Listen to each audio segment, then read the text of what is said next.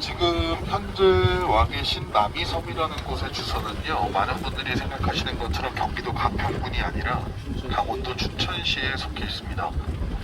많은 분들이 경기도 가평으로 착각을 하고 계신 이유는 간단합니다. 가평과 워낙 밀접해 있기 때문인데요.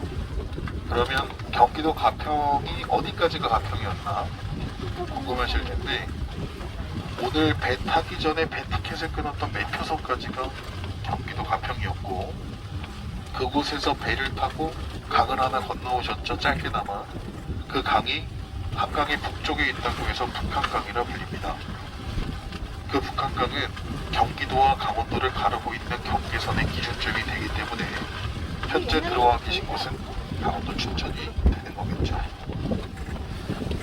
워낙 좀 가까이 붙어 있다 보니까 헷갈리실만 하겠지만, 오늘부터라도 남이섬 자체 주소는 강원도 춘천이 맞다라고 기억해 주시는 게 알맞을 것 같습니다.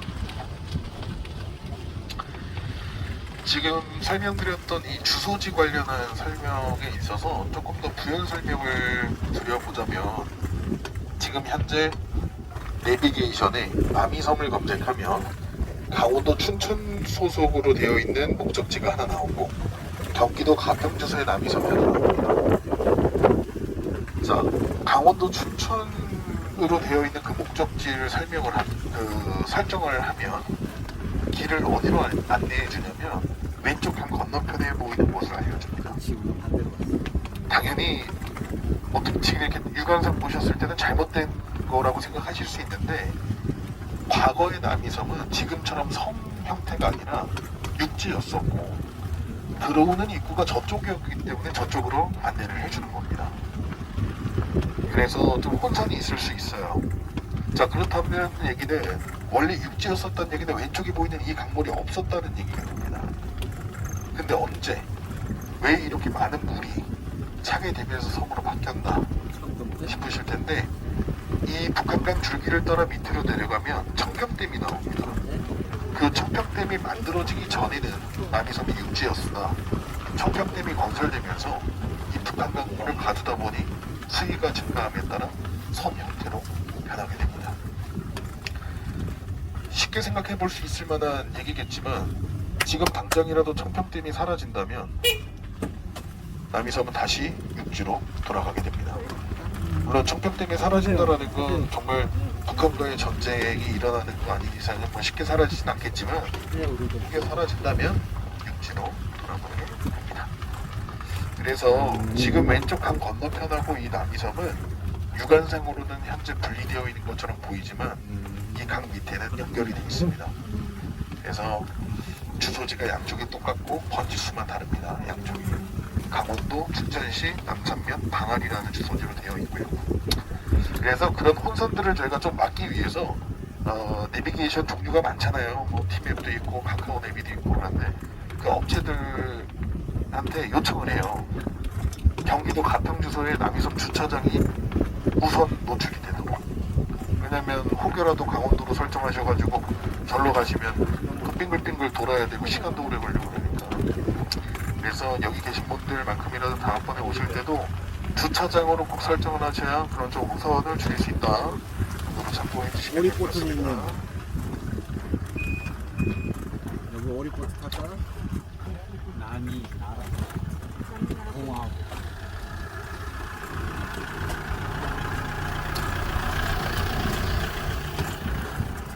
어떤 분들은 이 버스에 타셔서 그런 얘기도 하세요. 여기 참 오랜만에 오긴 했는데 그 전에 남이섬 와봤을 때 관광을 하다 보니까 한두 시간 정도 걸어보니까 대부분 다 볼 건 보더라 라는 얘기를 해주시는 분들이 계신데요. 어쩌면 그분들이 한두 시간 보셨다는 건 그 세계적으로 유명한 육상 선수 있죠. 달리기 가장 빠른 사람 우사인 볼트. 그 사람이 뛰어다니는 것처럼 다니면 좀 그 정도 안에 다 보실 수 있지 않을까. 남이섬 면적이 사실 적진 않습니다. 14만 평이라 사실 작은 면적은 아니고요. 물론 다른 섬들과 비교하면 좀 자금단에 속할 수는 있는데 14만 편 걸어서 다 보시려면 4시간 이상 소요가 됩니다. 중간에 커피도 한잔 하셔야 될 수 있고 식사도 하셔야 될 수 있고 쉬었다 가거나 사진 찍거나 하시려면 4시간 이상 소요가 되다 보니까 속성으로 지금 타고 계신 투어버스를 타서 외곽길을 일단 앉아서 돌면서 남이섬이 어떤 곳인지 안내도 일단 한번 들어보고 그리고 나서 도착해서부터 못 보셨던 중앙길을 위주로 해서 걸어서 보시는 분들이 많습니다. 시간을 어쩌면 효율적으로 활용하시는 방법이 될 수 있겠죠. 그리고 오늘은 오전 시간대라서 그런지 아직은 많이 안 계시긴 한데 남이섬 안에서는 자전거를 대여해서 이제 타고 다니실 수 있는데 자전거를 집 근처에서도 흔히 탈 수 있는 타는 이유도 마찬가지입니다. 자전거를 대여하면 1시간 정도면 대부분 보실 수 있는 시간이에요. 그래서 여기 앉아 계신 분들 중에서도 우리는 좀 자전거 타는 걸 좋아하고 선호한다 혹은 우리가 시간이 없어서 좀 속성으로 자전거를 타고 가야겠다 하시다면 섬 중앙에 있는 바이크 센터라는 곳에서 대여를 할 수 있습니다. 혼자 타는 것도 있고 두 분이 같이 타는 커플 자전거라는 것도 있고 성인 2명과 아이 2명이 탈 수 있는 가족 자전거라는 것도 있고 그리고 핸들을 당겨서 가는 전기 자전거 요즘에 페달 다 안 밟죠? 사람들 다 요즘은 당겨서 가든가 그런 경우가 많은데 전기 자전거도 준비가 되어 있으니까 좀 원하시는 종류 선택하셔서 이용하시면 좋을 것 같고 여름 같은 경우에는 더워서 사실 페달 밟다가 두 분이 같이 타시다가 싸우시는 분들이 많아요. 근데 오늘 날씨는 그렇게 많이 덥거나 그런 건 아니라서 그렇게 커플 자전거나 일반 자전거도 괜찮아 보이고 좀 다리가 불편하시면 전기 자전거가 조금 더 괜찮아 보이고요. 선택해서 이용하시면 됩니다. 자, 현재 위치는 섬의 남쪽입니다. 연인의 숲이라는 타이틀이 붙여져 있는 공간인데요. 정면에 보이는 잣나무길을 보시면 어디서 한 번쯤은 본 것 같기도 하다라는 생각이 드실 수 있는데 최근 들어 드라마나 영화 촬영 섭외가 더 頻繁히 들어오는 곳 중 한 곳입니다. 잣나무길이에요. 경기도 가평하면 잣이 가장 유명하다 보니까 인근에 있는 이 남이섬 지역에도 잣나무가 참 많이 심어져 있고요. 오른쪽에 보이는 이 하얀색 나무는 충분히 어디서나 흔히 보실 수 있는 나무일지 모르지만 강원도에 유난히 많이 심어져 있다고 하는 자작나무입니다. 자작나무로 숲을 만들어 놨는데 웨딩 촬영이나 스냅 촬영 목적으로 한 연인분들이 가장 선호하는 공간이고요. 지금 이렇게 육안상 보셨을 때는 하얀색 겉껍데기가 그냥 그런가 보다 싶으시겠지만 저 하얀색 겉껍데기를 칼로 이렇게 조금 도려내면 기름 성분이 많대요. 그 하얀색 겉표피 안에. 그래서 장작으로는 1등이 납니다. 가장 좋대요. 기름이 있으니까 불이 금방 붙겠죠. 그죠? 그런데 장작불에다가 저 나무를 집어넣으면 기름 성분 때문에 자작자작 소리가 난다고 해서 한국에서 이름이 자작나무라고 붙여지게 됐다고 합니다. 사실 처음 교육받을 때 장난치시는 줄 알았어요. 근데 실제로 타닥타닥 소리처럼 들리긴 하는데 그걸 이렇게 타닥나무라고 할 수는 없으니까 자작나무라고 표기를 좀 바꾸셨다고 합니다. 자, 현이쪽 오른쪽으로 좀 볼게요. 저쪽에 갈색 큰 건물 하나 보이시죠? 남이섬 안에 준비되어 있는 숙박시설인 호텔 정관로 본관입니다. 2인실부터 4인실까지 있고 객실 안에서 취사는 불가능하고요. 자, 왼쪽에 보이는 이 건물들은 별관, 펜션 개념입니다. 12명까지 들어갈 수 있는 객실들로 준비가 되어 있고 이 객실들은 취사가 돼요. 음식해서 드실 수도 있고 강가를 바라보고 있는 테라스에서 바비큐를 구워 드실 수도 있고요.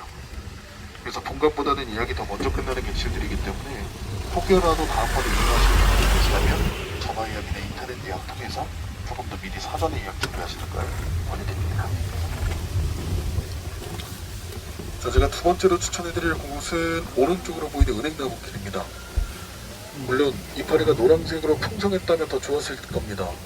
그때를 다들 원하시고 선호하시는 것 같긴 합니다. 그렇긴 해도 이제는 남이섬 왔다면 다들 한 번씩은 다녀가시는 명소가 되지 않았나 생각이 들고요. 제가 따로 설명드리지 않아도 노란색으로 이파리 풍성할 때는 사람이 어느 정도 있을지 대충 예상이 되시죠. 그렇죠. 가을에는 사실상 남이섬 전체의 사람이 가득하지만 그 중에서도 지금 보신 은행나무길에 이용하시는 분들이 가장 많은 것 같다라고 제 경험상 말씀을 드리고 지금 보셨던 그 은행나무길에서요, 기억하실지 모르겠는데 송승헌 씨, 송혜교 씨, 원빈 씨가 나왔던 가을 동화라는 드라마 촬영이 있었습니다. 물론 23년 전 얘기긴 합니다. 그래서 일단 그 드라마를 기억하고 계신 분들은 일단 23살이 다들 넘으신 거겠지만, 아무튼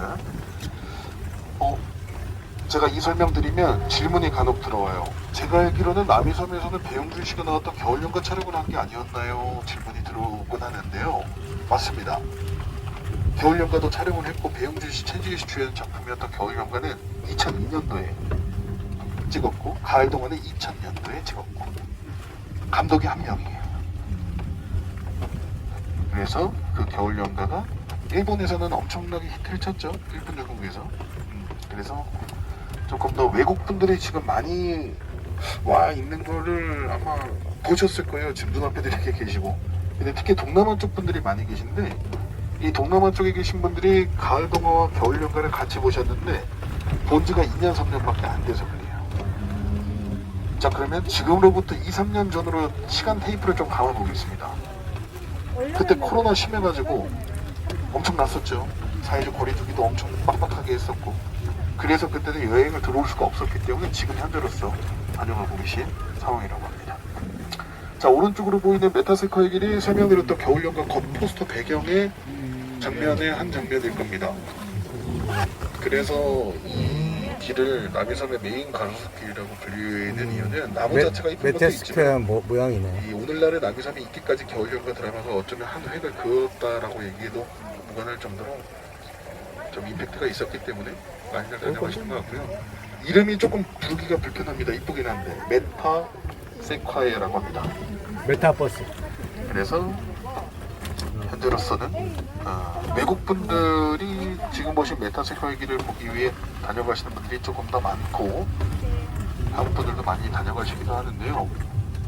가을 동화와 겨울 연가 오래된 드라마 얘기를 제가 꺼내는 이유를 지금부터 설명을 드려볼까 합니다.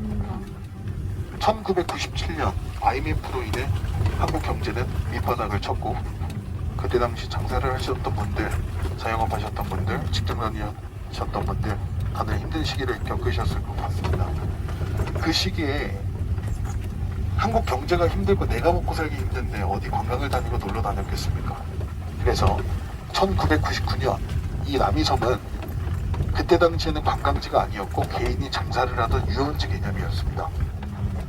한국에 거주하고 계신 우리 많은 국민들이 경제적으로 너무 힘들고 쪼달리는 삶을 살고 있었던 시기라 남이섬을 찾아오시는 분이 하루에 5명 찾아오면 많이 찾아왔던 거랍니다. 그래서 여기도 폐업을 하고자 문을 닫고자 마음을 먹고 있었는데, 어느 한 영화 감독이 남이섬 대표를 찾아와서 제안을 한 가지 합니다. 앞으로의 일이 어떻게 바뀔지 모르겠지만 난 이 아름다운 자연을, 이 대한민국의 자연을 전 세계에 있는 사람들에게 알려주기 위해 남이섬 내에서 사계절을 모티브로 한 4개의 드라마 촬영을 하고 싶다. 허락해달라. 그 처음으로 촬영을 들어간 게 2000년대 가을 동화입니다. 한국에서 조금이나마 인기를 끌었었습니다. 두 번째로 촬영됐던 건 2002년 겨울연가, 세 번째는 2003년 여름 향기, 마지막은 2006년 봄의 왈츠입니다. 드라마를 보시지 않았다고 하더라도 이름 정도는 한 번씩 들어보셨지 않았을까라는 생각이 드는데, 그 4개의 드라마 모두 사실상 2, 3년 전에 동남아 쪽으로 수출을 시킬 게 아니었어요. 사실은 코로나 때문에 이제 팬데믹이 오면서 어쩔 수 없이 급하게 동남아 쪽으로 수출을 할 수밖에 없었던 게 현실이었고요. 그래서 보신 지 얼마 안 되신 그쪽 분들이 더 많이 오고 계시고, 일본, 중국 사람들도 많이 오지 않나요 싶으시겠지만 일본 분들도 저희랑 비슷하게 됐어요. 드라마 보신 지가. 그래서 지금 현재는 뭐 그것뿐만이 아니라 대외적인 좀 한국과의 문제가 좀 있기 때문에 안 오시는 것 같고요. 가끔 이렇게 지나가다 보면 중국어 사용하시는 분들이 계십니다. 그 사람들은 당연히 중국 사람이라고 생각하시겠지만 대만 분들입니다. 지금은 중국, 일본하고 한국하고 관계 안 좋은 것보다 중국하고가 더 심각해요. 뭐 다들 뉴스 통해서 보셨겠지만, 아무튼 현재는 동남아 쪽 분들, 뭐 대만 분들, 몽골 분들, 그래서 위주로 해서 다녀오고 계신 상황이라고 생각해 주시면 됩니다. 그래서 그 겨울연가 드라마가 2002년에 딱 나오면서부터 갑작스럽게 관광객들이 엄청나게 들어와요. 근데 여기는 개인이 장사하던 유원지 기념이었기 때문에 저 잔디밭에 앉아서 삼겹살도 그때 당시에 구워 드셨고, 여기서 낚시도 하셨고 캠핑도 하고 취사 행위가 모두 다 가능했었던 곳이었지만, 환경오염 문제, 그렇게 많은 사람들이 다 취사를 하고 캠핑을 하고 낚시를 하니까 환경오염 문제를 막기 위해 정부 차원에서는 남이섬을 관광지로 업종 변경을 시키자. 그러면 그런 행위들을 못하게 될 테니까. 그래서 2002년도에 관광지로 업종 변경이 됩니다. 그래서 아직까지도 관광지니까 당연히 나라에서 운영 관리하겠지 라고 생각하시는 분들이 많이 계시지만, 여기는 주식회사 남이섬이라는 법인 명의로 소유, 운영, 관리되고 있습니다. 그래서 캠핑이나 낚시, 수영 이런 것들, 취사행위 이런 것들은 모두 제한이 되고요. 그래서 관광지 된 지 20년, 드라마 끝난 지 20년 동일합니다. 자, 오른쪽에 보이는 벚꽃나무가 참 희한하게 생겼습니다. 흔히들 보시던 수양 버드나무하고 비슷하게 생겼죠. 그 일종인 수양 벚꽃나무, 정식 한국 명칭으로는 처진 개번나무라고 표현됩니다. 남이섬 안에는 뭐 물론 벚꽃이 좀 많이 떨어진 시기라 가장 이쁜 모습을 보시기엔 어려움이 있긴 하지만, 저 수양 벚꽃나무가 참 보기 좋은데 유난히 많이 심어져 있어요. 그래서 혹시 좀 괜찮은 곳 있으면 사진도 찍어보시는 걸 권해드립니다. 자, 오늘 나가는 마지막 배 시간은 저녁 9시입니다. 아직 시간적 여유가 충분하기 때문에 너무 조급하게 생각하실 필요는 없어요. 저녁 9시니까 모든 관광 끝내시고 나서 왼쪽에 보이는 선착장으로 오셔서 상주하고 있는 저희 직원들 안내에 따라 귀가하시면 되고요. 그리고 투어버스를 타고 외곽길을 쭉 둘러보셨는데 다시 외곽길로 걸어가신다고 하면 효율이 좋지 못합니다. 그래서 못 보셨던 중앙길을 추천드릴 건데요. 그 중앙길은 정면에 보시면 요 초록색 큰 표지판 하나 보이시죠? 안내 표지판. 그 길, 오른쪽 길 따라서 15분 정도를 가시면 중앙이 나오고, 그곳에 자전거 대여소나 식당, 카페들이 대부분 몰려 있으니까 이용하시면 됩니다. 물론 걸어가기 힘드신 분들은 뭐 열차 타고 가셔도 되긴 하지만, 걸어가실지 열차 타실지에 대해서 조금 더 고민해 보시면 되겠습니다.